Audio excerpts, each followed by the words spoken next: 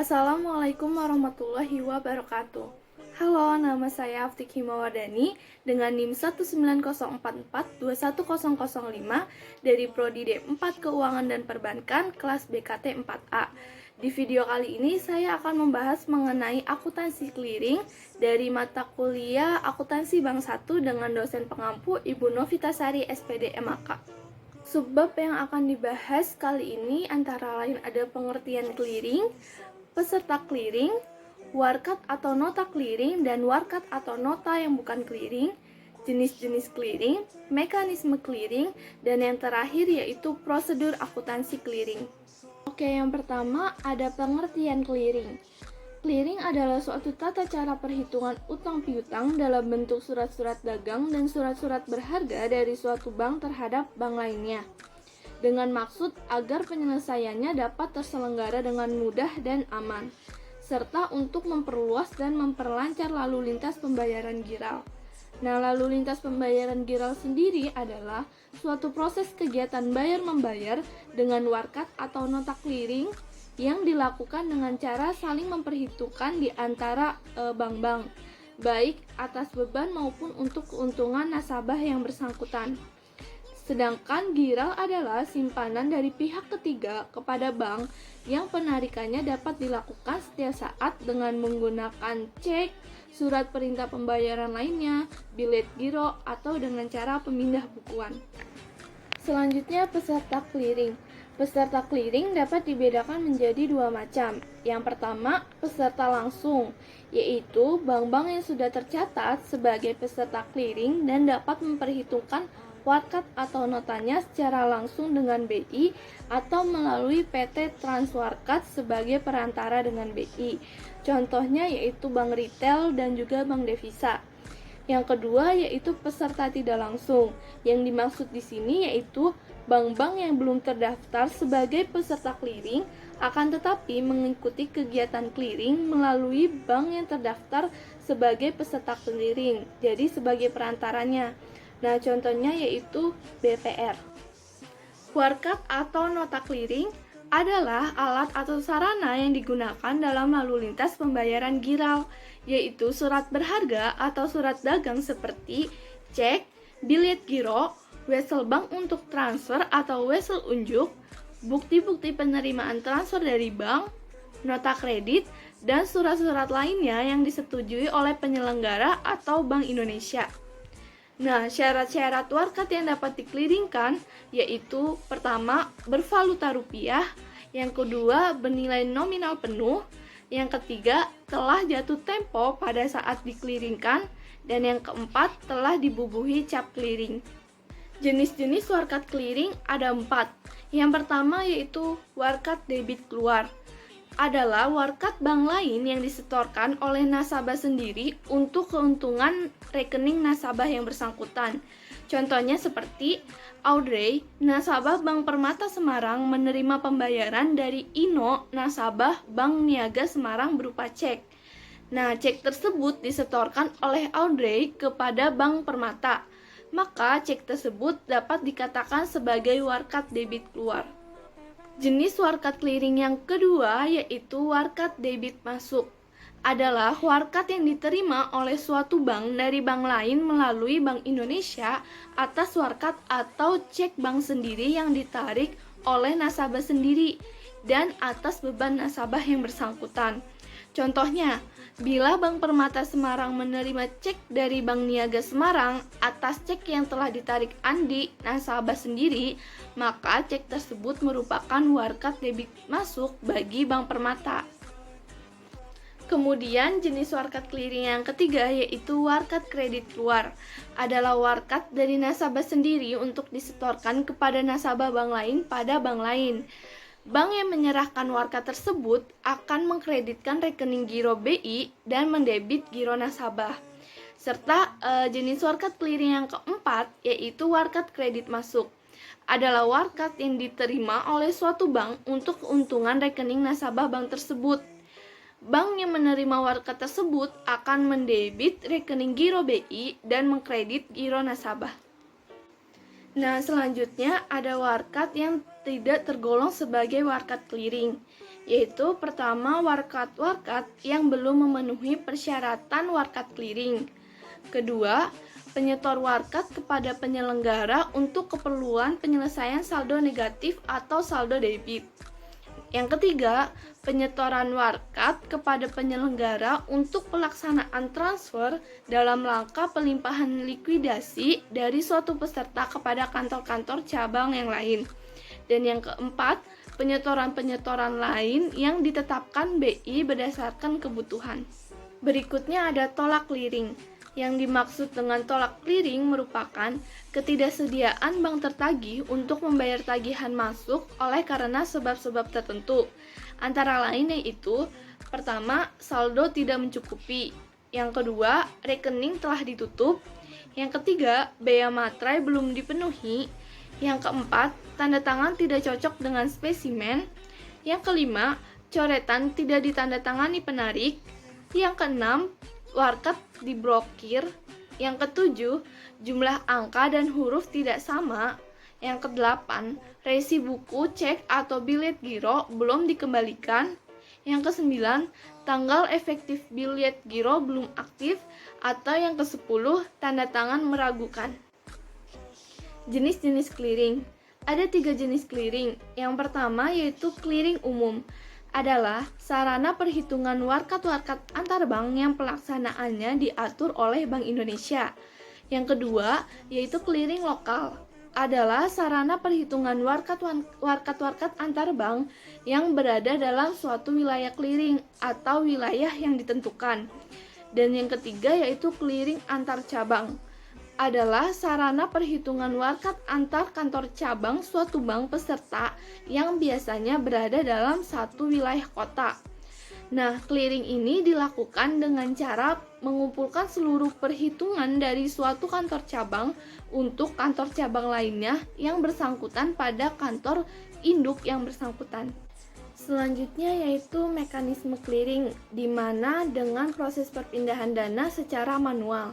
Dapat dilihat seperti gambar di samping, di mana penarikan cek atau pembayar menyerahkan cek kepada penerima cek.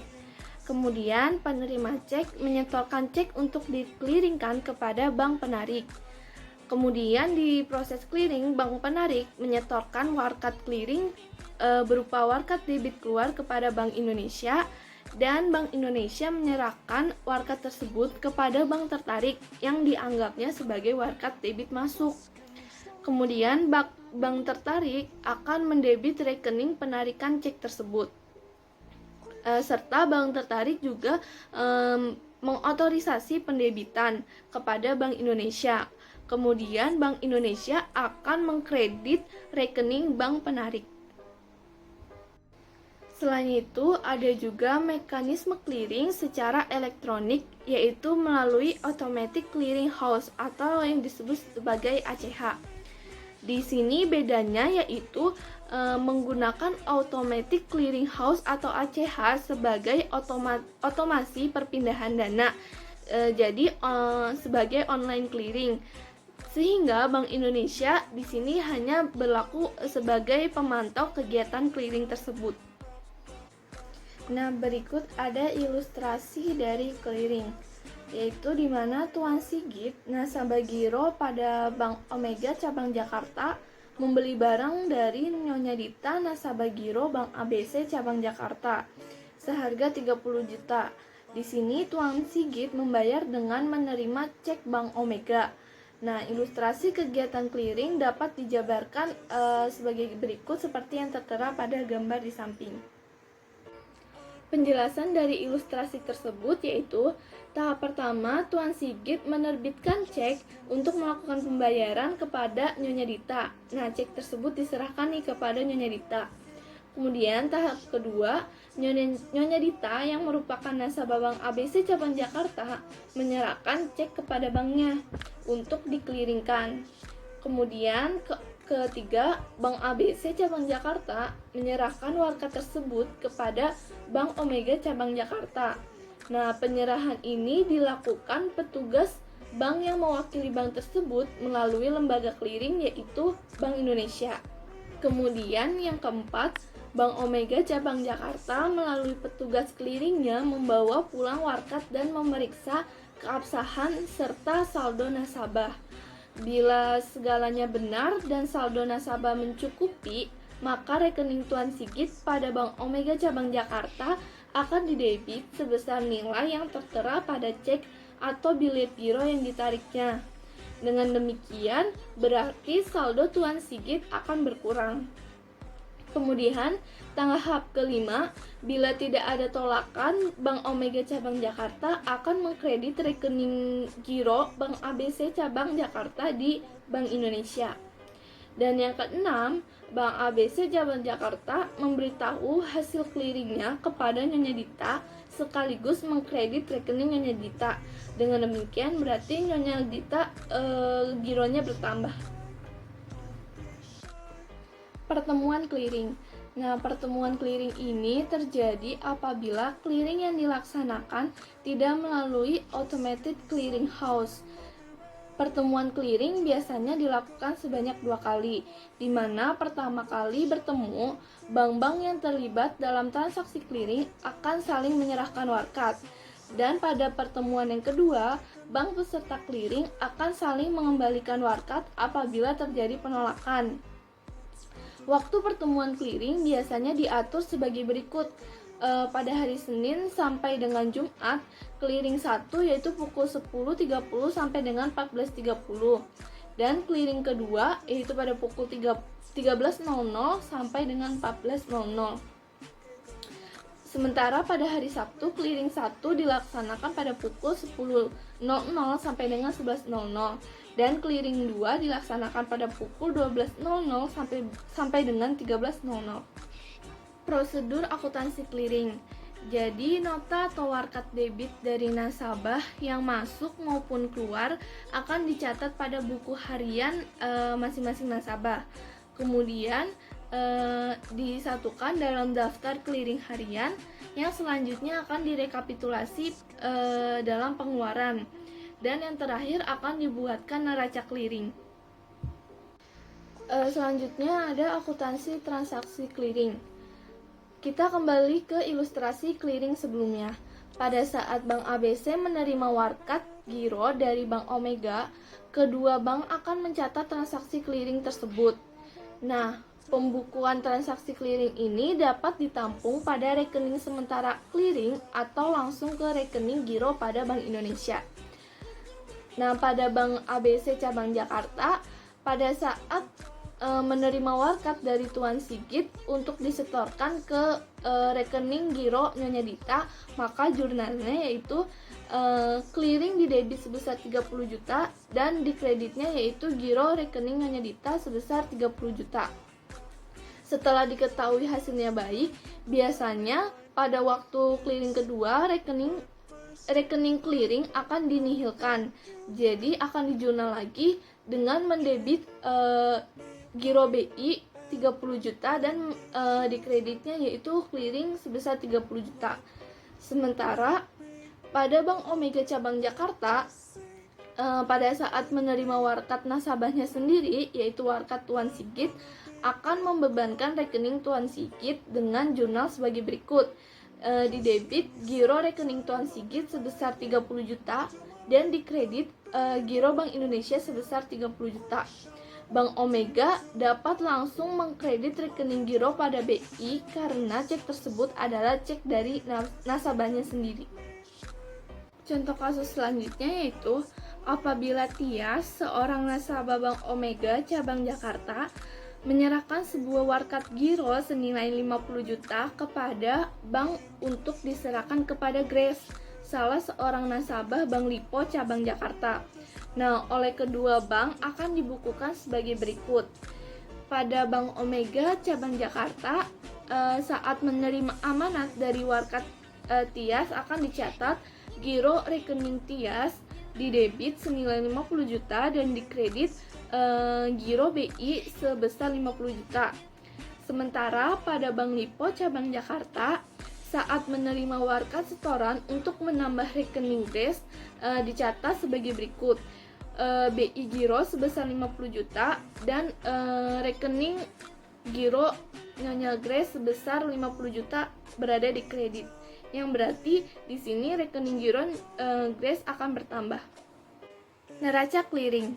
Pada akhir hari clearing akan dibuatkan neraca clearing sebagai laporan akhir dari transaksi clearing, sehingga PT Bank Omega akan memasukkan kalah clearing pada neracanya sebesar 80 juta yang berasal dari warkat debit masuk Tuan Sigit sebesar 30 juta dan warkat kredit keluar Tuan Tia sebesar 50 juta, sehingga keseimbangan pada neraca Bank Omega yaitu sebesar 80 juta. Nah, apabila dalam pembukuan transaksi clearing, Bank Omega selalu mempergunakan rekening sementara clearing dan pendebitan atau pengkreditan rekening giro pada BI dilaksanakan pada akhir hari clearing untuk mengetahui apakah bank menang atau kalah clearing, maka kekalahan clearing tersebut akan dibukukan dengan menjurnal sebagai berikut, yaitu clearing di debit sebesar 80 juta dan BI Giro di kredit sebesar 80 juta, yang berarti BI Giro PT Bank Omega berkurang sebesar 80 juta dikarenakan clearing. Sedangkan apabila dilihat dari sudut atau sisi Bank Indonesia, tidak akan terdapat selisih pendebitan maupun pengkreditan rekening giro masing-masing bank peserta clearing. Sehingga pada neraca clearing Bank Indonesia di sebelah debit terdapat rincian nama-nama bank yang kalah clearing. Yang pertama yaitu ada Bank Omega sebesar 80 juta tadi dari rekeningnya Tuan Sigit dan Tuan Tias. Dan di sebelah kredit itu ada nama bank yang menang clearing, yaitu ada Bank ABC dari rekening Tuan Dita sebesar 30 juta dan Bank Lipo atas rekening Tuan Grace sebesar 50 juta, sehingga jumlah di debit dan kredit neraca pada Bank Indonesia sama, yaitu sebesar 80 juta rupiah. Selanjutnya, untuk mencatat transaksi hasil clearing tersebut oleh Bank Indonesia akan dibukukan sebagai berikut. Di debit ada giro Bank Omega sebesar 80 juta, serta di kredit ada giro Bank ABC sebesar 30 juta dan giro Bank Lipo sebesar 50 juta. Jadi bank yang kalah clearing akan dicatat di debit karena berarti giro BI bank tersebut berkurang, dan yang bank menang clearing akan dicatat di sebelah kredit karena rekening giro bank tersebut di BI bertambah sebesar nominal yang tertera pada jurnal tadi. Nah, melalui kalah atau menang clearing ini oleh BI akan dipantau saldo minimum dari reserve recruitment-nya. Bila suatu bank reserve recruitment-nya lebih rendah daripada apa yang seharusnya dipelihara, maka kepada bank yang tidak memenuhi persyaratan tersebut akan dikenakan denda oleh Bank Indonesia. Menang dan kalah clearing. Menang clearing terjadi apabila warkat debit keluar ditambah dengan warkat kredit masuk lebih besar daripada warkat debit masuk ditambah dengan warkat kredit keluar. Sedangkan kalah clearing terjadi apabila warkat debit keluar ditambah dengan warkat kredit masuk lebih kecil daripada warkat debit masuk ditambah dengan warkat kredit keluar. Apabila diilustrasikan, yaitu jika jumlah debit lebih besar daripada kredit, maka akan mengalami kalah clearing. Namun jika jumlah debit lebih kecil dari kredit, maka akan mengalami menang clearing, di mana jumlah kredit itu berasal dari penyerahan cek atau bilet giro bank lain ditambah dengan penerimaan nota kredit dari bank lain. Sedangkan jumlah kredit itu berasal dari penerimaan cek atau bilet giro bank sendiri ditambah dengan penyerahan nota kredit kepada bank lain. Misalkan pada tanggal 1 Mei 2007 Bank Mega menyerahkan cek atau bilet giro ke bank lain sebesar 250 juta rupiah, menerima cek atau bilet giro bank sendiri dari bank lain sebesar 300 juta rupiah, menyerahkan cek untuk bank lain sebesar 100 juta rupiah, dan menerima cek dari bank lain sebesar 50 juta rupiah. Maka neraca clearing pada tanggal 1 Mei 2007 dicatat sebagai berikut. Pada posisi kredit, kolom debit sebesar 250 juta ditambah kredit 50 juta dengan total kredit sebesar 300 juta, dan di posisi debit, kolom debit sebesar 300 juta dan kredit sebesar 100 juta dengan total debit sebesar 400 juta. Dengan demikian, pada tanggal 1 Mei 2007, Bank Mega mengalami kalah clearing sebesar 100 juta rupiah dikarenakan total kredit lebih kecil daripada total debitnya. Akuntansi clearing otomatis. Yang dimaksud dengan clearing otomatis adalah terjadinya pertukaran data secara elektronik melalui pemrosesan dengan mesin dalam bentuk standar yang telah diformat terlebih dahulu. Selain itu, pemrosesan elektronik juga melibatkan pengiriman media penyimpanan data komputer. Media ini merupakan media utama untuk transaksi clearing dengan otomatis, atau lazim dikenal dengan Automatic Clearing House atau ACH. Dalam pemrosesan data secara elektronik ini, mesin akan mencatat Magnetic Ink Character Recognition atau MICR pada setiap lembar cek nasabah. Selanjutnya ada keuntungan clearing otomatis.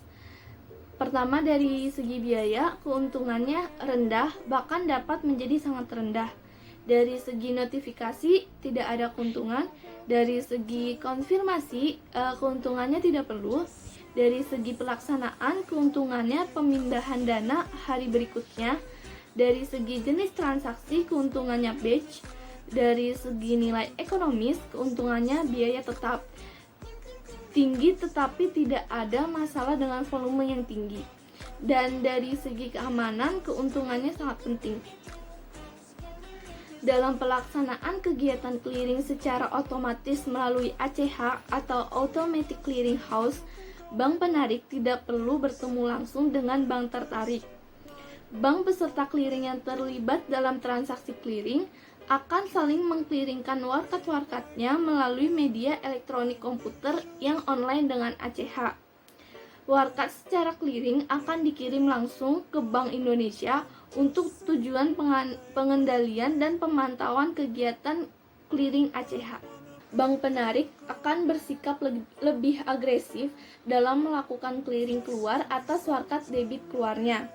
Bank penarik bersikap mempercepat penarikan dana dari warkat clearing karena harus memperhitungkan jumlah hari atau jam pengendapan dana clearing tersebut. Bank penarik tidak akan membiarkan dananya menganggur belum tertarik walau sehari pun. Bank tertarik akan bersikap pasif, tidak akan mempermasalahkan kapan bank tertarik akan melakukan clearing. Nah, sekian penyampaian materi dari saya mengenai akuntansi clearing untuk mata kuliah akuntansi Bank 1. Kurang lebihnya mohon maaf. Wassalamualaikum warahmatullahi wabarakatuh.